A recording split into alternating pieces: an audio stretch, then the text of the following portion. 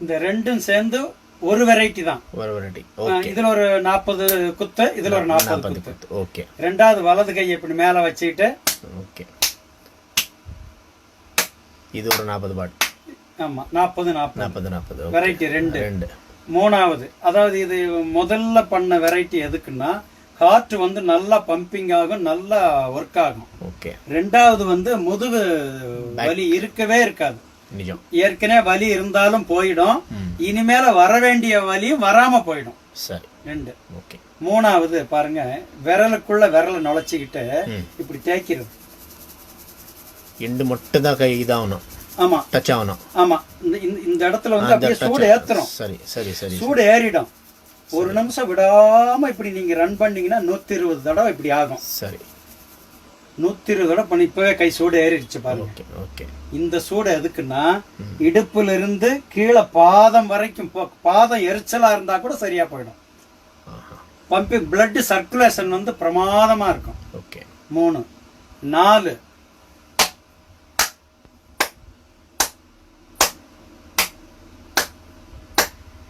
ஒரு நிமிஷம். அது 50 தட்டோ 60 தட்டோ இல்ல 100 தட்டா கூட இருக்கலாம். பண்ணீங்கன்னா இது வந்து மொத்த நம்ம பாடியில 7 சக்கராஸ் இருக்கு. சுவாதிஷ்டானம், மூலாதாரம், சுவாதிஷ்டானம், மணிப்பூரகம், அநாகதம், விசுத்தி, ஆக்ஞா சக்கரம், துரிய சக்கரம்னு 7 சக்கராஸ் இருக்கு இல்லையா? இப்படி தட்டும் போது அந்த 7 சக்கராஸுமே ஆக்டிவேட் ஆகும். உங்களுக்கு நல்ல மெமரி பவர், நல்ல பாசிட்டிவ் தாட், அப்படியே எனர்ஜி ஏறும். சரி. இது எப்போ உணர்வீங்கன்னா 4 டேஸ்லயே உணர்ந்துருவீங்க. ஆகா, ஏதோ ஒரு வித்தியாசம் இருக்கேன்னு 4 டேஸ்லயே தெரிஞ்சிடும். 4. இப்ப 5வது, இந்த கையில மேட்டு பகுதி இருக்கு இல்லையா? இப்படி இது கூட வலிக்குமே. இதுவும் வலிக்கும். இது அற்புதமான பயிற்சி. இது வந்து ஒரு நிமிஷத்துக்கு நீங்க வந்து ஒரு 50-60 தட்டு தட்டுங்க. தட்டுனா ஜீரண உறுப்பு அட்டகாசமா ஜீரணமாகும். ஜீரணம் ரொம்ப நல்லா ஆகும்.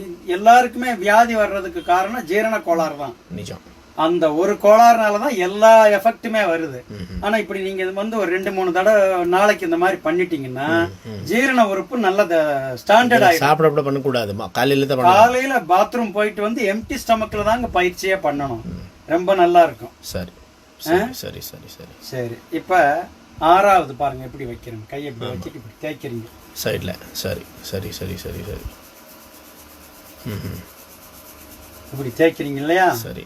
இப்படி தேய்க்கும் போது இந்த தோள்பட்டை வலிக்கவே வலிக்காது வாழ்நாள் முழுக்க. அதுல இருந்து இந்த கழுத்து வரைக்கும் எல்லாமே கிளியர் ஆயிடும். எல்லாம் கியூர் ஆயிடும்.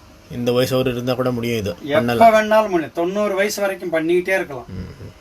அப்புறம் 7வது லாஸ்ட் பயிற்சி, கையை இப்படி நம்ம வச்சுக்கிறோம். இப்ப நம்ம கோவில்ல மணி ஆட்டுறோம் இல்லையா?